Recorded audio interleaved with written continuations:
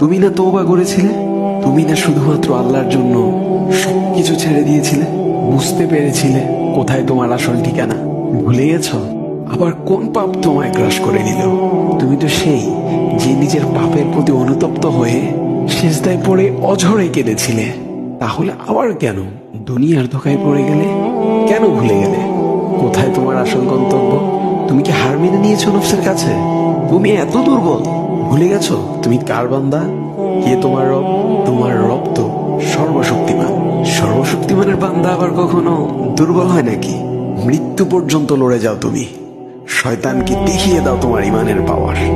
শয়তানের ধোকায় পড়ে অনেক পাপ করে ফেলেছো, তাই নিরাশ হয়ে গেছো তুমি, তাই না? তুমি কি জানো না তোমার রব কতটা মহান? তিনি তো তোমাকে ক্ষমা করার জন্য অপেক্ষা করছেন। তাই ফিরে আসো সেই রবের দুয়ারে, যার দুয়ার কখনো বন্ধ হয় না। ভিডিওটি ভালো লাগলে একটি শেয়ার করে দিবেন, হয়তোবা আপনার একটি শেয়ারও কারো হেদায়েতের উসিলা বনে যাবে।